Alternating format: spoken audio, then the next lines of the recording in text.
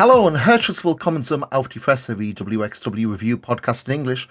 Surprisingly over in Germany, but I'm in Hamilton, joined by Mike Kilby. And Mike, do you watch too much stuff last weekend?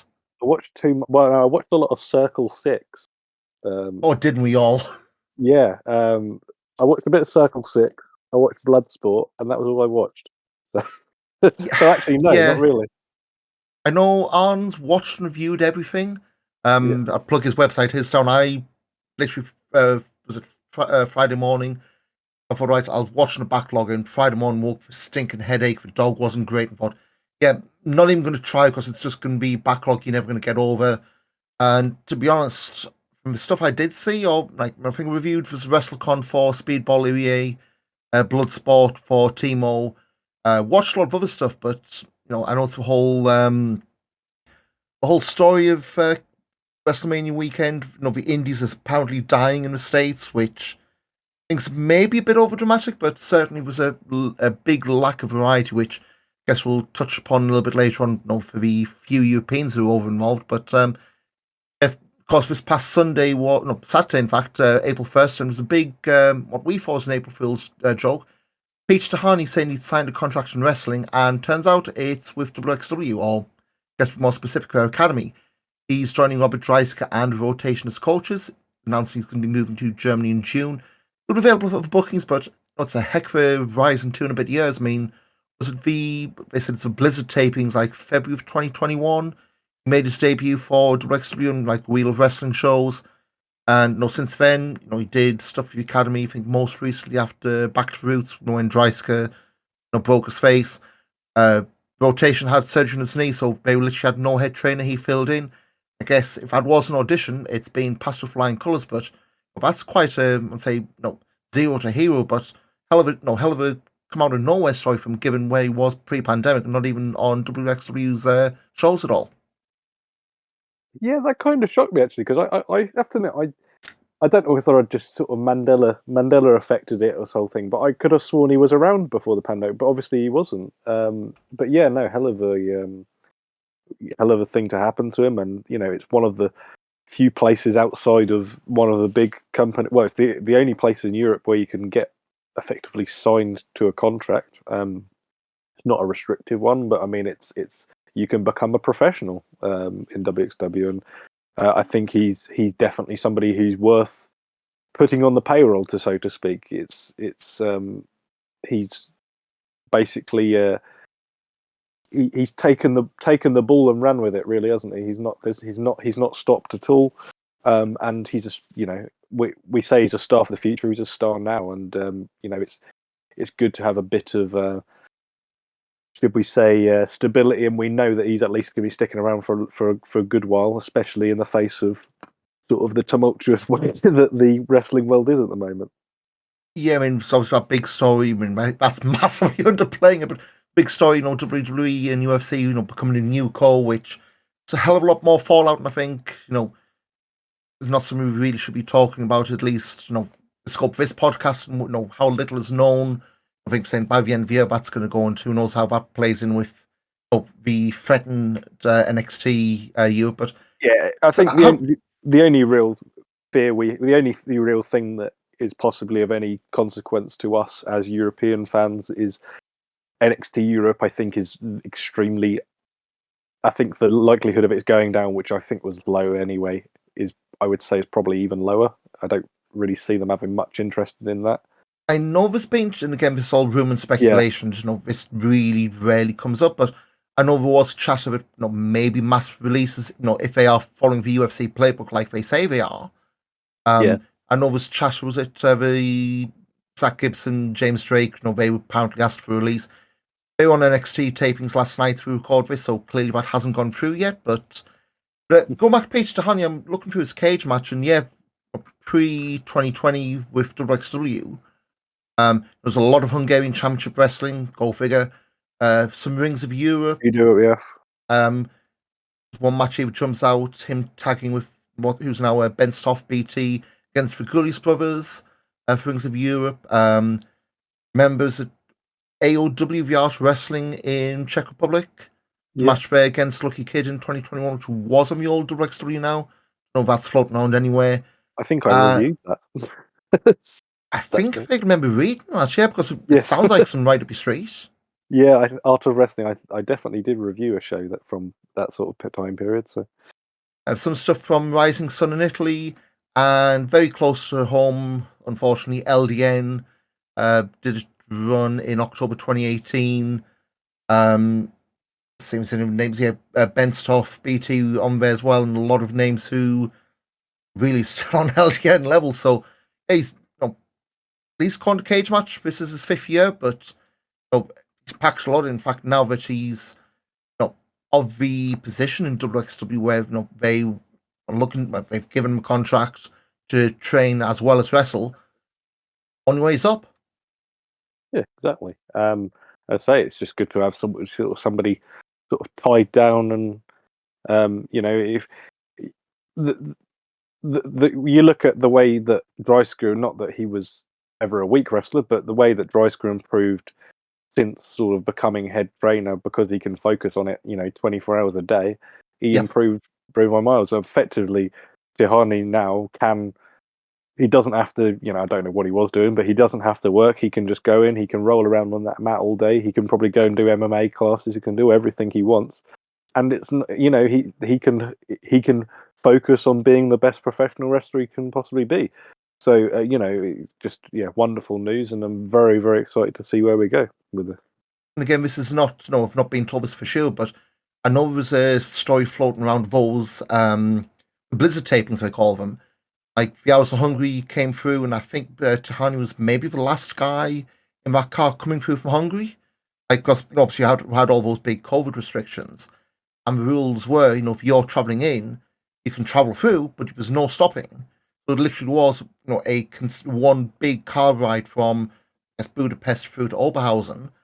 Yeah. I would put that into Google Maps, but that would have been a bit of a marathon and definitely paid off for him. So, and again, on a very selfish note, Germany's a lot more close to the UK than Hungary is, so maybe those UK bookings actually start manifesting themselves. Not that it made much of a difference, but it's a lot easier to fly from Budapest to London than it is to Düsseldorf, unfortunately. There's more flights on Wizz, but no, yeah, but no, all in all, yeah, it is a lot closer, and fingers crossed we can get a few more chance of getting him in Britain for sure. So moving on late this year, of course, got World Tag Team Festival weekend, and we have a first name for that whole weekender. Hyan's been announced for Femme Fatales now. She's no stranger to Europe. She's done 2 mini tours of Rev Pro, summer 2021, February, March last year. No, I think it was a tag team she had with Giselle Shaw, which was the Yes. main thing that came up. So a pretty, pretty strong first name for Femme Fatale, and for WXW to drop that over Mania weekend, it's not let's just get some bad news out while everyone's distracted. It's a hell of a get for them.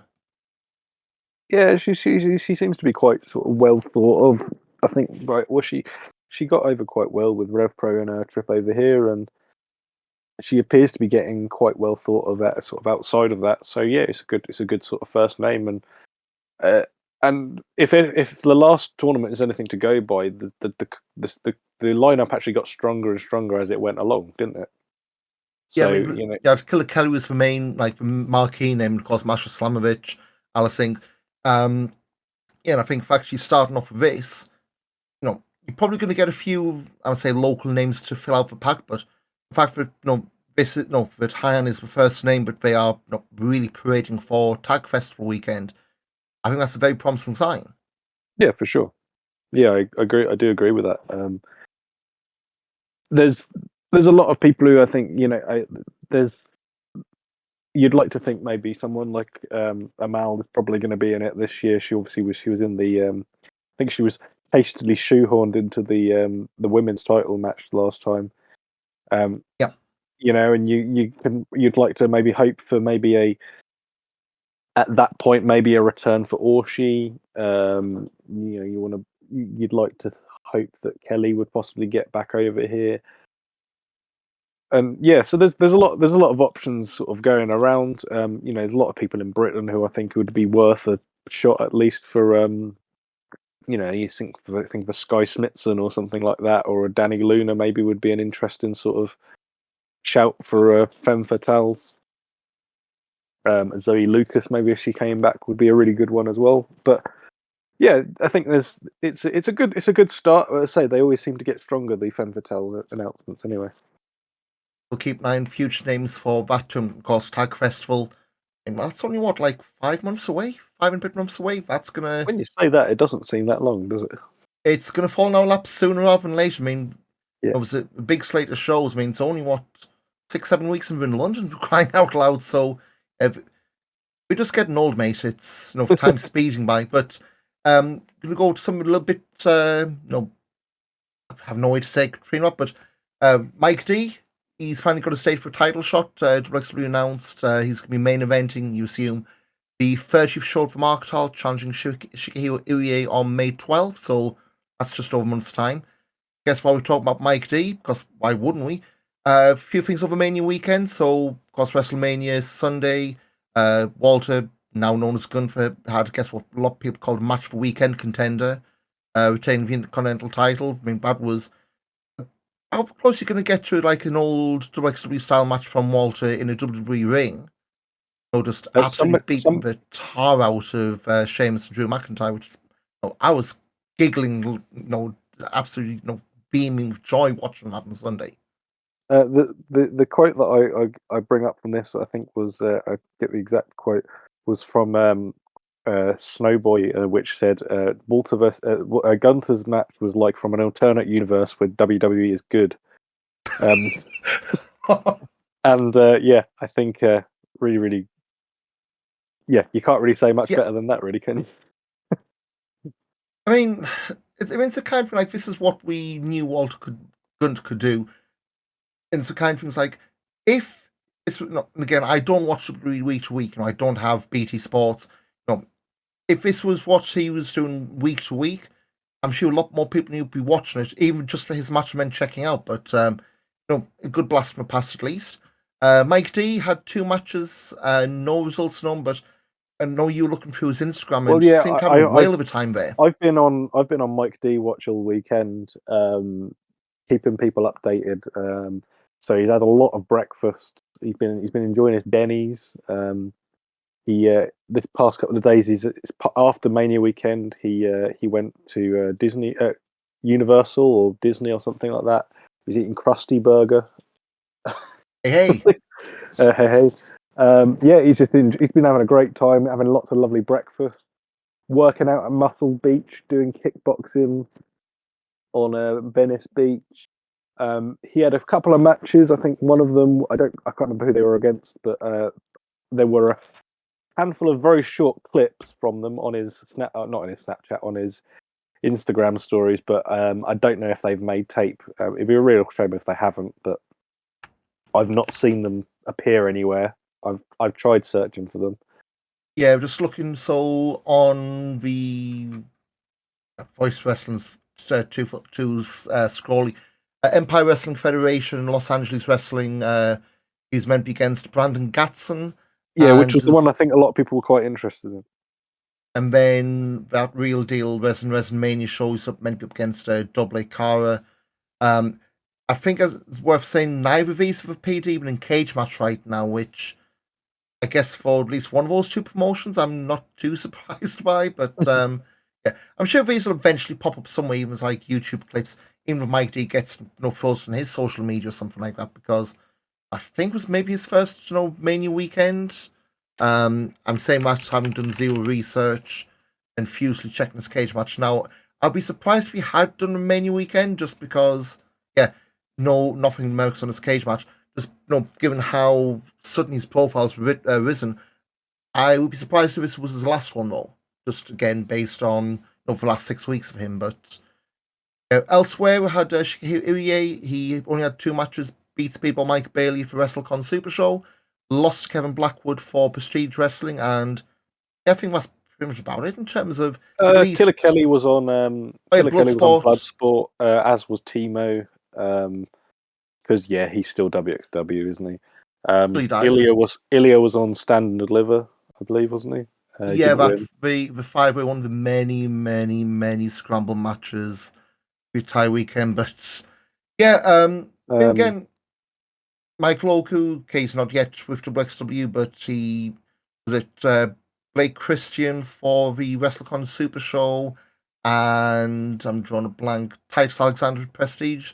Haven't really watched one for, but looked pretty good against Blake Christian. So there's a few names, familiar to us, through all around WXW.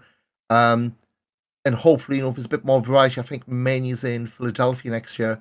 Maybe a few more, especially if the lay of land changes the way we expect it to.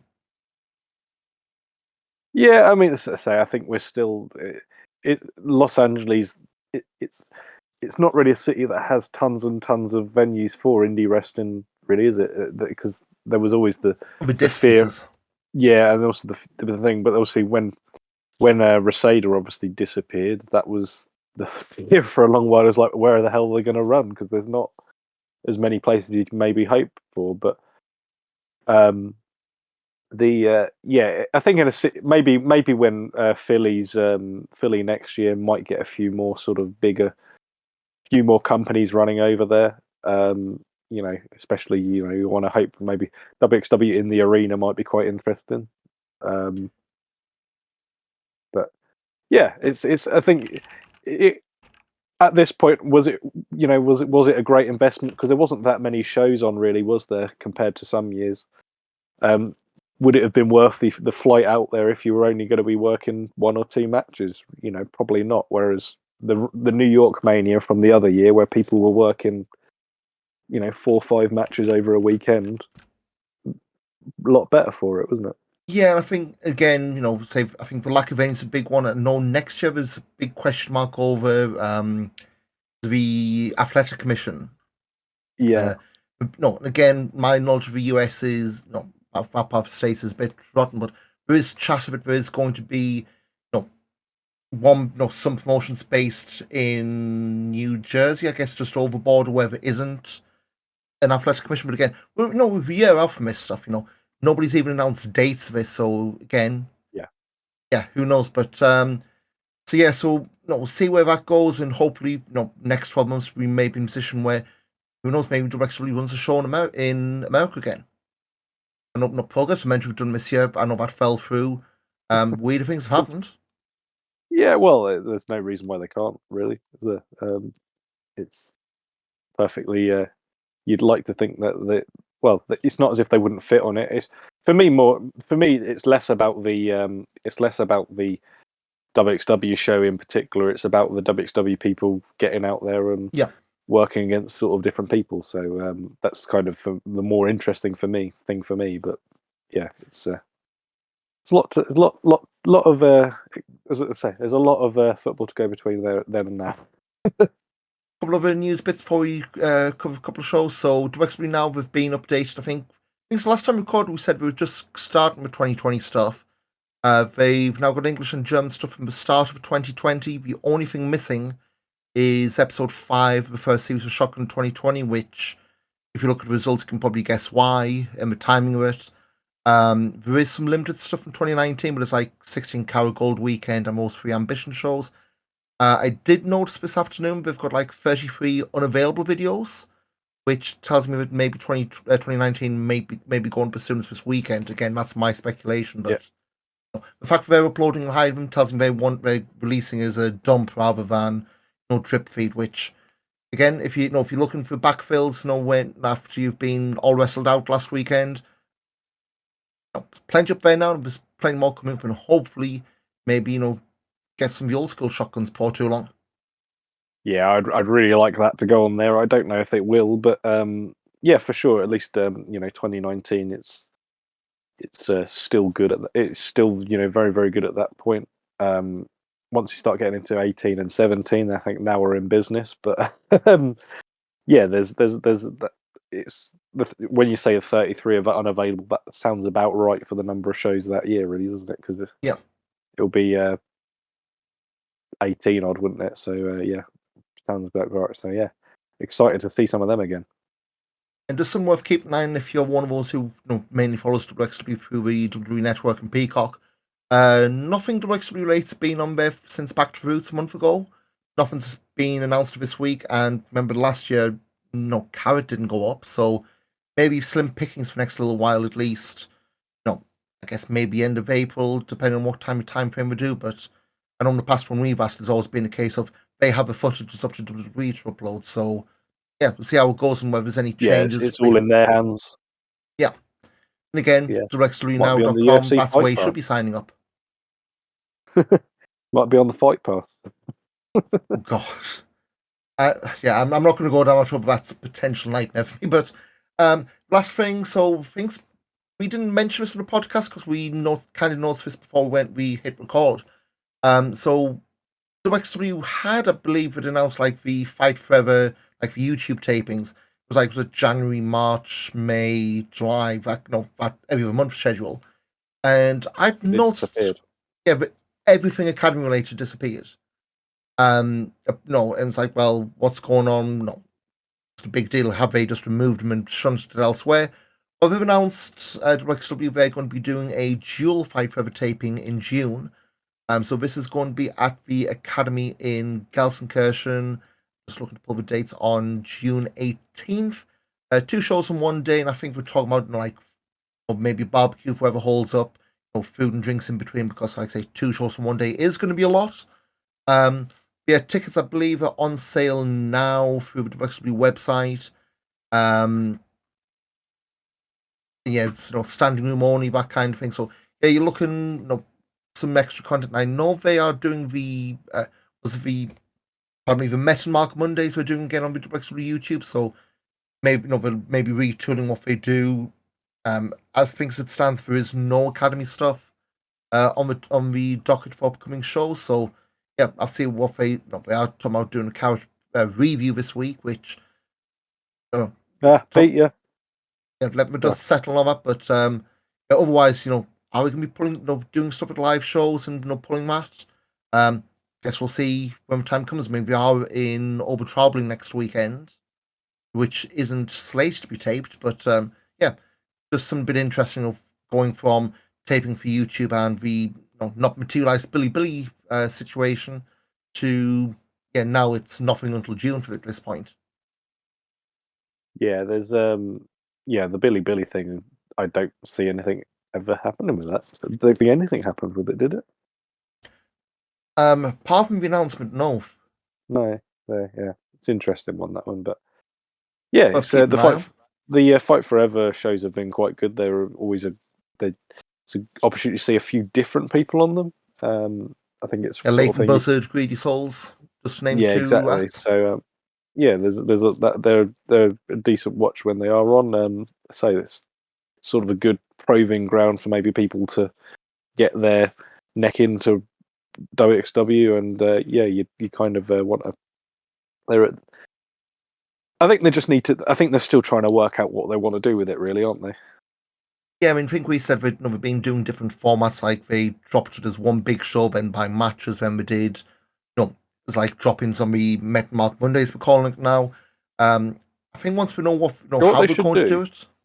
Yeah. Do you know what they should do? Is they should put about 2 or 3 matches on a card, and then have a couple of promos and a crazy skits, and they could call it Shotgun. I was wondering how long it's going to take for that to come up. Yeah. I mean, if it's going to be like, I would say YouTube only footage, but if it's something like that, why not? I mean, it'll even adds promo time.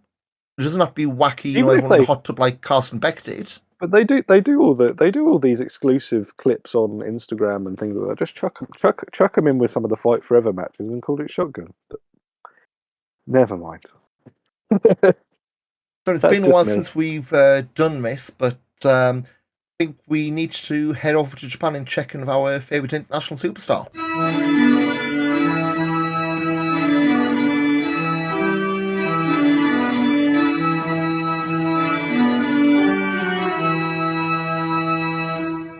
So yeah, we're looking at Oscar Leuber's recent stuff in New Japan. Not too much. He sat out for Fantastica Mania tour because that's most of the luchadors from CMLL. Obviously, he's a big lad, so a bit of a style clash. Didn't do too much of a New Japan Cup. He was involved on the back end of a tour. Had 6 matches, lost 5 of them, but teamed with Shota Umino to beat Zack Sabre Jr. and Kosei Fujita. Because I was building up the Shota Zack Sabre Jr. match. They've had the start for the Road to Sakura Genesis tour this past week. Oscar had a singles match, losing to Shota Umino on April 1st. and he's had a couple of tag losses since, as we're doing Oscar Leuber and Yuto Nakashima's repairing. So it's going steady, but yeah, it's good to see him get a singles match with Shota. Hopefully he's told him about the virtues of Portsmouth, 229, London, all the other places where Pro Run. Yeah, get Just him saying. get him trained until get him running ropes with Eddie Dennis. Does the Pro even have a London training school? I Yeah. know the basement they had do. shut. Yeah, they've built another one, haven't they? They've got the Rev Pro London one. I don't know. I know it's like some it's like a council facility, for one better word. I was looking now, London School. Oh Yeah, yeah, London School of Wrestling. It's up by Seven Sisters, so it's near Tottenham and Enfield. Funny enough, not that one though. yeah. That warehouse is long since consigned to the dustbin of history. Thank God. Yeah. So yeah, keeping steady, but we've got 2 shows to chat about this week. And I don't think any of these are going to be too much in depth on, but 1 week after 16 Carat Gold, WXW went back to Nanterre for the joint show of APC, Fight for Paris 3. Unlike the first show, where it was a 2-night show, it's a 1 night tuned with some other stuff in the middle. And I guess without going into match by match, big broad brushstrokes, it was fine, but this is very much the epitome of, unless you want to see, checking on folks from APC who obviously weren't doing the showcase show. This, I know it's called a nothing show, but it's more of a, oh hey, this guy looks interesting, or hey, this guy has a lot of work to do, that kind of show. It's more of a showcase for APC than it is for WXW. Yeah. Yeah. And again, you look like this year, the whole tour was won by Thiago Monteiro. I think it's the first time a true APC guy won. Tristan Archer won last year, and 2020 we don't talk about. But yeah, I mean, going through, I think Peach Tahani and Joseph Fennick Jr. I think to me was probably match for night. But I mean, I suppose a good thing in all this, apart from that APC match or the 2 title matches and the final, well, let's rephrase. All these semi-finals of the tournament were, drama for 10-minute mark, great. Get them in and out. You're not overstaying your welcome. Main event, going just under 20 hours, maybe a bit for drag, especially from a WXW perspective. Peach Shahani was maybe the one guy who had a chance from the WXW side. No offense, Norman. And the way it kind of played out was a bit. Norman wouldn't have been a bad shout for it, actually. To be fair, because he's now back as a professional. He has to maybe get his stripes back, but then I suppose Sing for a supper, that kind of thing. Yeah. So, but yeah, I mean, it wasn't too bad. Again, it's not like you're paying extra to watch this on WXW now, but I say if you're watching anything there, Tihani, Joseph Fennick Jr., maybe under another name from other promotions, but well worth your time. And also a bit of a break from what we looked at. I mean, you said it the other day, so it was at Rick's in France. yeah. I was watching that in the background work today, and Joseph Fennick Jr. was on there. It was part of like a big couple of matches angle with Charles Crowley and Popoff. It's like, Rick's had Will Ospreay and Tristan Archer at last in May. Yeah. Sorry, in February or March. They've got that bump.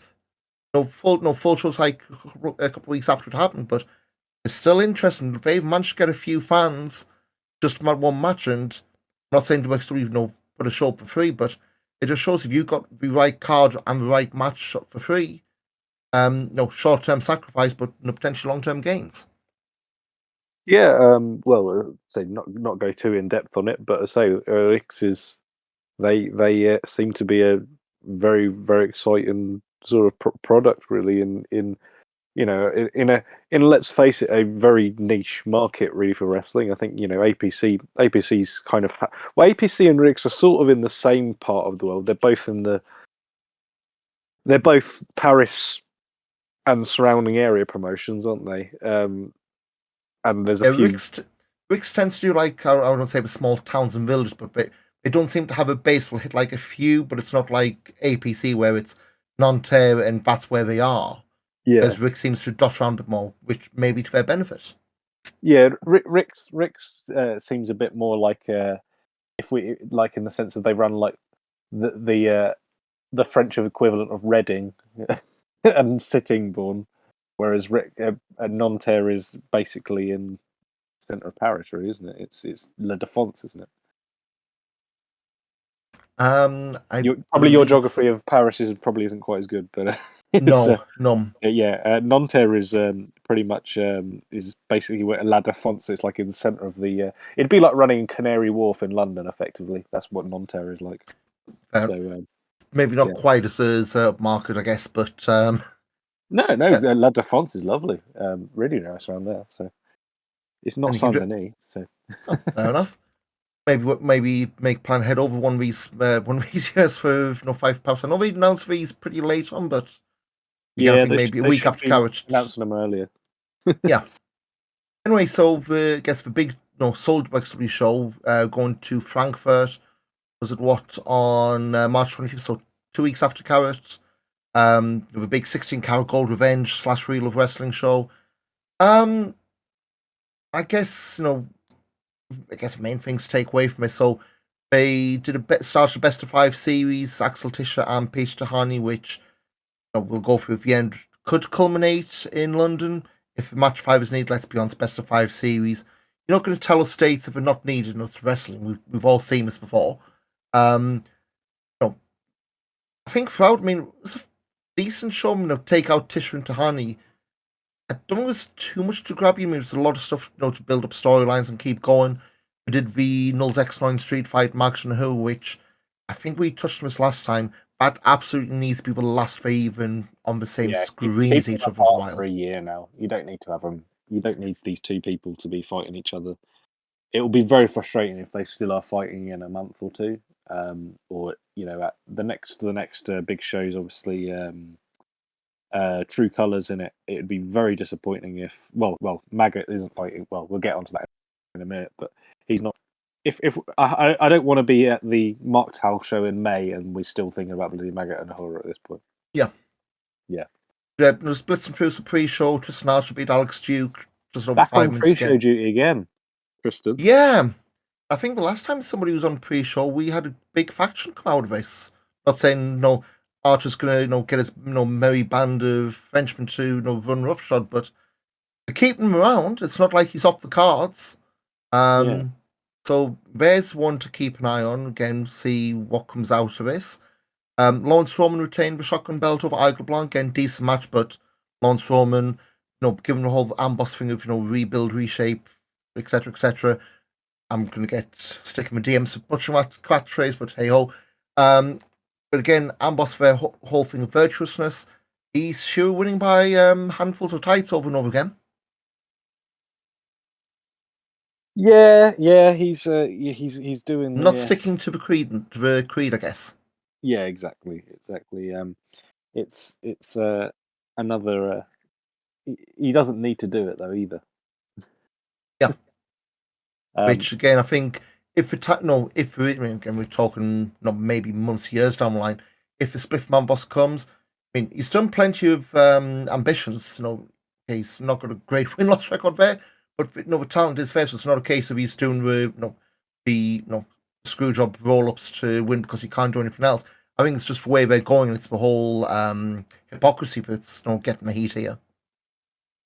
Yeah, exactly, and there's no better way to piss off people who maybe have, unfortunately, the unfortunate thing about Amboss is that the Arrows, Dreisker and Roman are all very, very popular wrestlers, and you kind of do need to have them do awful things because otherwise people are going to cheer for them, because they're people that people like. So the unfortunate thing of being, I guess, was the NWO, the cool heel stuff, which still trying to get away from in 2023, surprisingly. But move on. Ava Everett beat Amal just over 6 minutes. Amal still thinks she's winless since she came back, which.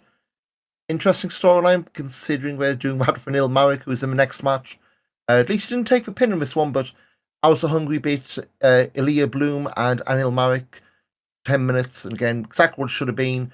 You got 2 Academy guys who, Ilya is on a bit of a winning run, but absolutely blitzed out by the tag champions as he should be at this point.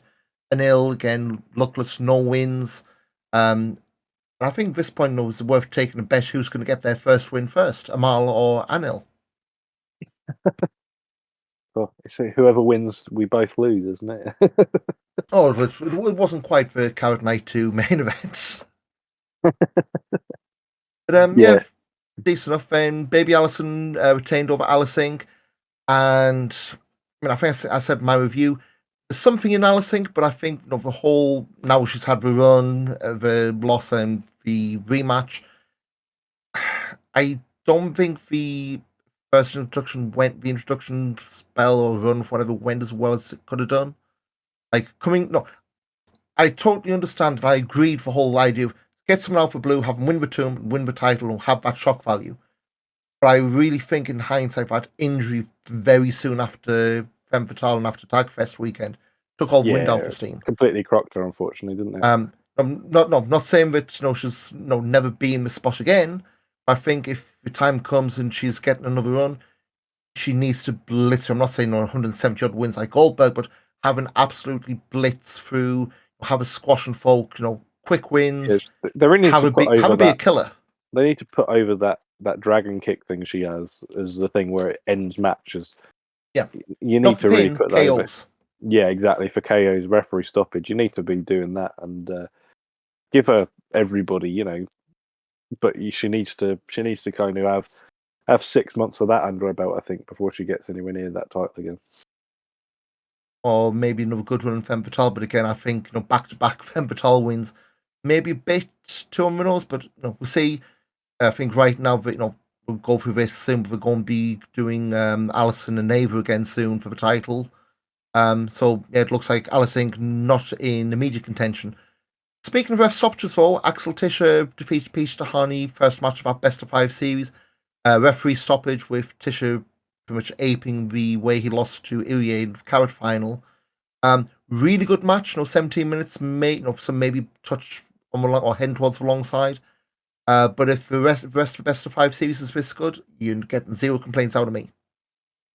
Yeah, it was a really, really good, really, really strong start. And again, it's another brilliant Tischer match. We're not. I kind of need to. I need to snap out of this whole thing of it's surprising when Tischer does something really good because it feels a bit condescending. But the sort of the stoppage finish was a sort of a nice callback to, as you say, to the Carat final. Actually managed to call it properly this time. And Dewey's calling it a 16 carat gold elbow. 16 carat gold elbow he called it when he beat Speedball of it in America. So at least it's got a name, although it may not go down so well if he's winning, Wheel of Wrestling, 52 and over traveling. He wins with a 16 carat gold elbow. Maybe we need to workshop that name a little bit. Well, why not? I think a few years down the line, might be a bit old hat, but again, the thing is, he'll always be 16 carat winner. So yep. But yeah, no, I thought this was a cracking match. Well received, I think, sort of across the park. One point in the column for Tischer, but you'd kind of always assume that Tischer would get a little bit of a lead. But yeah, no, a really, really decent match. I saw you went 3 3/4. I think that's fair. It's a good start. I'm excited to see where it carries on. You'd hope it gets better and better, and you hope, and it'd be very, very shocking if it didn't go to London as well. Yeah, I mean, the dates, and again, we'll cover these later. So, April 22nd in Dresden is match 2, May 12th in Hamburg, match 3, a week later, Fan in Oberhausen, May 20th, match 4, and then a week after that. So, the only thing I was maybe bemoaning is, you're not getting the, he injured my leg in match 1, but he's got best part from up between match 1 and match 2. I think match 3, 4, and 5, that's absolutely the spot where you could see, storyline wise, carrying injuries going in. Hell, if it's, I'm just trying to work in my head here. If it goes down to, Tischer goes 2-0 up, Tahani pulls it back to 2-2 in Oberhausen, and then there's a hell of a beat down going into London. That's going to amp it up. My only concern is how many people are going to see that match before the London show. Video packages, I think that's what way you're going to have to go for that one. Yeah, but like the thing is it's you're gonna have so what you've got what is it? You've got True Colors, which a lot of people will watch. You've got Fan as well, which a lot of people will watch. We Love Wrestling as well, which a lot of people will watch. So it's kind of it's going for they're doing them on the big shows, so it's the ones that people are more likely to be watching. So Yeah, I think more of a live thing in London. Bear in mind, it's like a week between what kind of turnaround. But again, there's nothing stopping WWE from, Tahani equalise. He's a clip for post match if we are going to go down that road. yeah, I don't know. I think there's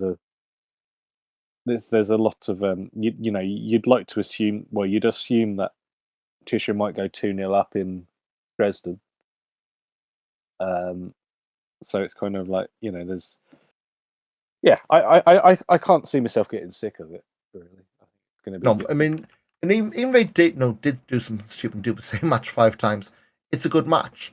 I don't think anyone's going to come in the business of comparing move for move where we are, but see how that goes. Next match is in True Colors 2 weeks time, so plenty of time for that. Then we had what was meant to be 4-4, but ended up being a handicap match because Levine got attacked at the start for show before the show. The world's silentest pipe attack as well. Like, he was just, was it Dan Malman was interviewing folk, the ring crew, and all of a sudden he sees Levine lying down. It's like, well, how long was he there for? Why did nobody else give a toss? Like, if it was a beating, why did nobody hear it? If he was sitting on the ground moaning, why did nobody hear that?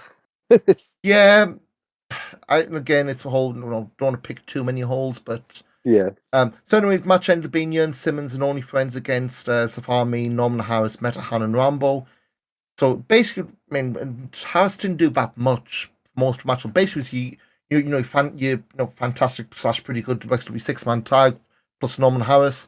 Jørn and Only Friends got the win, and that's building up to something with Jørn at Fan, which interesting to announce something more than a month out for that. Building up to Jørn and Norman Harris. I guess the other thing to drop in here, so this is one of those social media videos they weaved into the show. Matt Hansen got himself a title shot through the corrupt Norman Harris. Yeah, he's got the title shot with Irie, hasn't he? It's not quite sure how that's because he lost to Irie. I mean, does that qualify you for a title shot? I think where they framed it was something agreed even before, very early on. It was something that was maybe arranged, but maybe that was the conditions for him entering the match with his boys. Maybe. All I know is based on this and who Norman has some very dodgy form when it comes to contracts. All I'm going to say. Yeah, I mean, we don't have a sport later yet, have we? So it's currently vacant. Yeah, so I don't even think we haven't even gone down the quote unquote comedy route of looking for. No, they did link. They did put the link out on Twitter the other week. I think there's someone asking, can I apply? Yeah. Somebody asked them, and they sent them the email. So, I wonder where that went. Yeah. So then main event was just speaking of who had Vanill's X9 street fight. Maggot beat Nahu in just over 24 minutes. I was down insane at ringside doing an interview before the match, so you knew he was going to get involved at some point.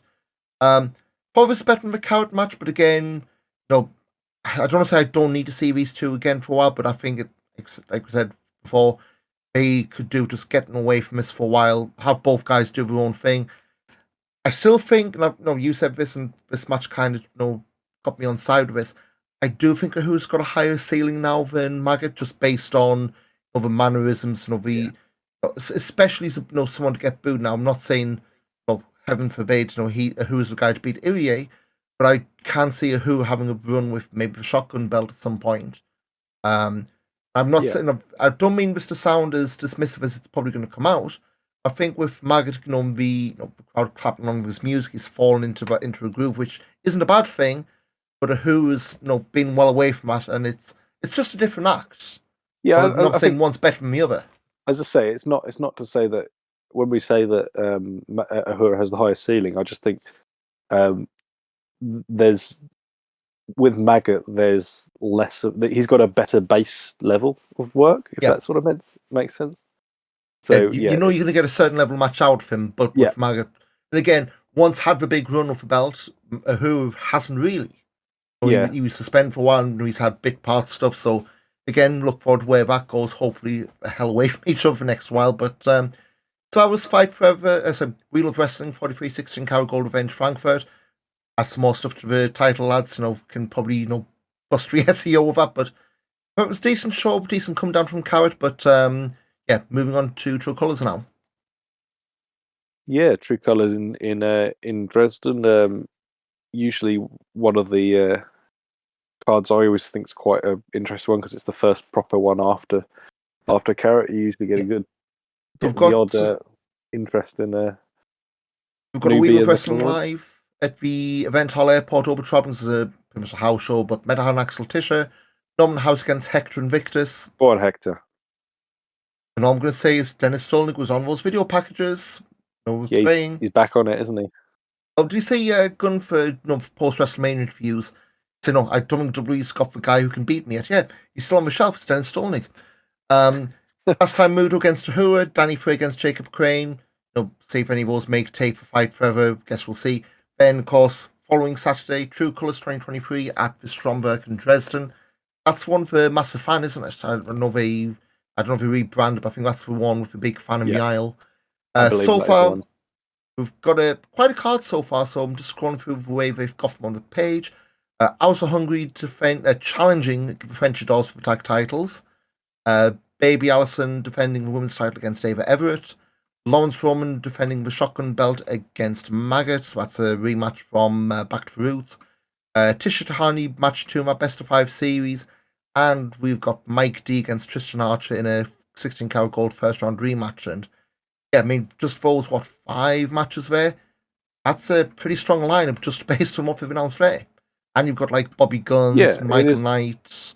I don't know who they're going to be taking on, but Bobby Guns and Michael Knight on the poster.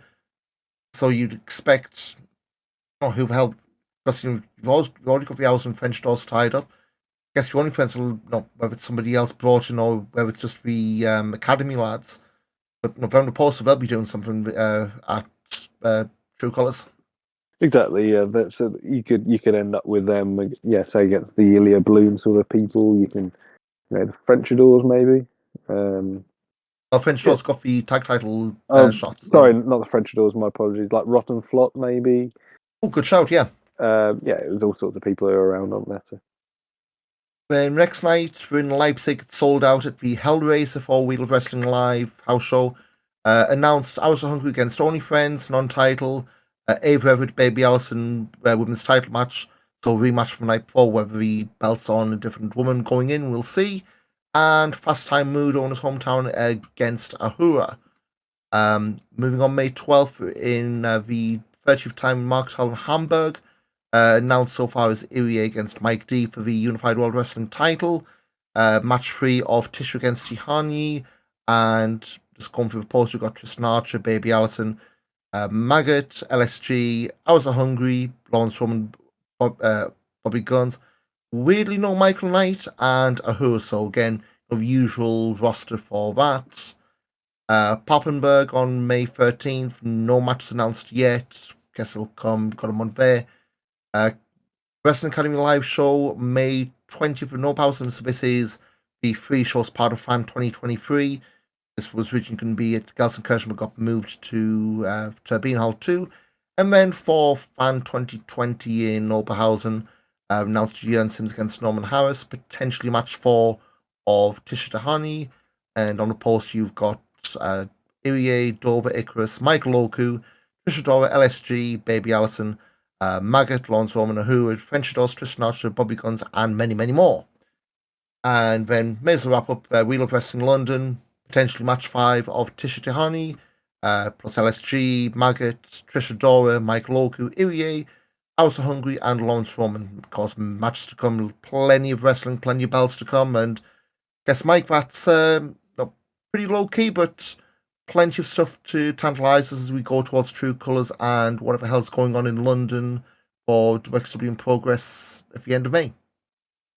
Yeah, there's plenty to sort of keep you enthralled, really, isn't there?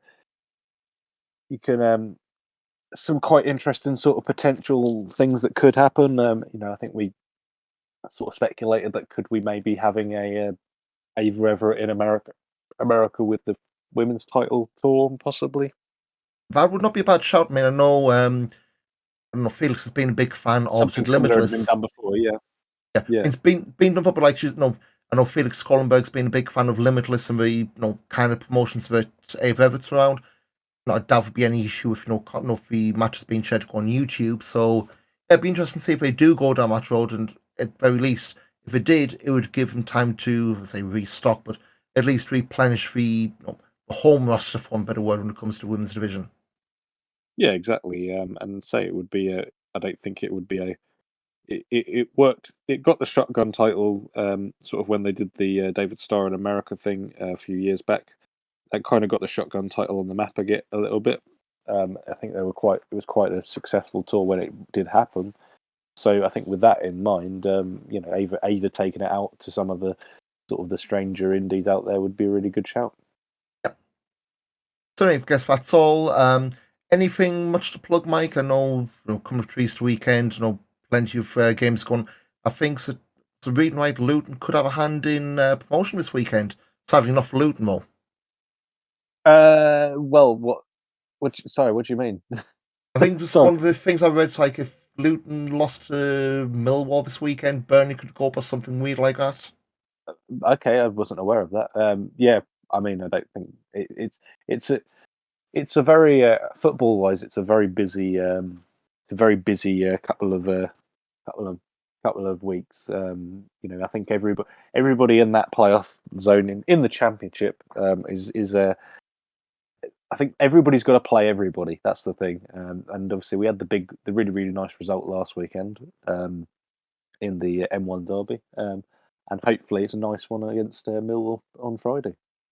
Yeah, just looking you over and like Millwall on Friday, Blackpool. I mean, there's an easy one. Rotherham. If you apart from that, There's no easy games in the championship. I'm not going to get drawn well, into that. statistically, I know Sunderland.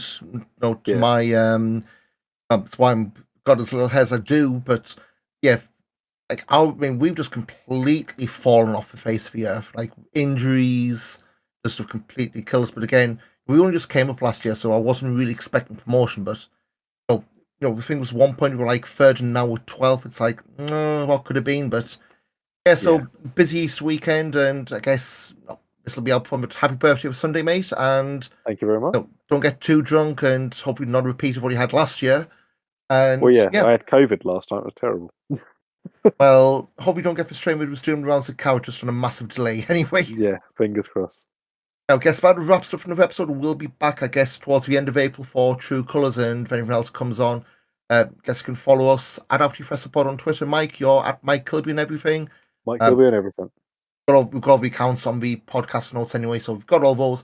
The Groundhoppers guide for the old episodes of that, and guess we shall see you some point after Easter. Cheers. Cheers.